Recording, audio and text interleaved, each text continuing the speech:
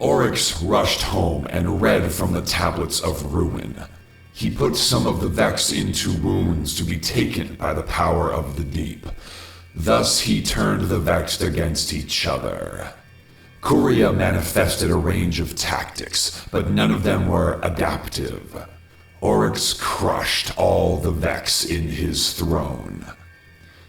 Oryx thought that he should study geometry like the Vex. It was the map of perfect shapes. But first, he had to punish imperfection. "My son," he said, "this is your punishment. Come home glorious, or die forgotten." He picked up Crota by the legs and threw him into the Vex Gate network. Crota battled through history, becoming a legendary demon. In his early centuries, he often spared a few victims to hear oaths and protests against his father. Later, he came to understand Oryx, and he made temples and monuments wherever he went. Meanwhile, Oryx brooded on the Vex.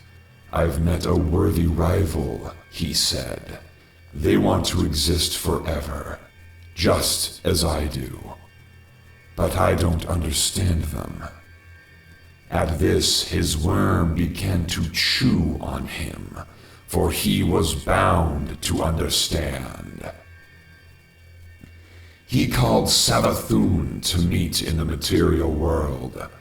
She told him that the Vex worked tirelessly to understand everything, so that they could build a victory condition for every possible end state of the universe. "Then I must be a better king," Oryx said. "If they want to build an emperor for all outcomes, then I will be the king of only one. I will follow the deep wherever it goes and document its power. Let us create a catalog of the Grave of Worlds, which will be our map to victory."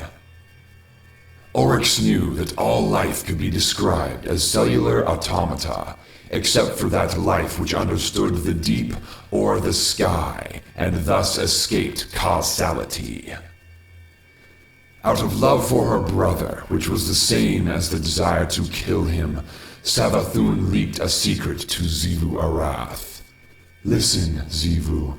Oryx's throne world has been compromised. You can cut your way in from here." Xivu Arath used this to plan an ambush. But Oryx was too canny. The Taken King said to his court, the High War, "My throne world is vulnerable. I'm going to move it." "Where?" asked Kagur, World Render. "Into a mighty dreadnought," said Oryx. "I shall keep my glorious mind Cosmos inside a titanic warship."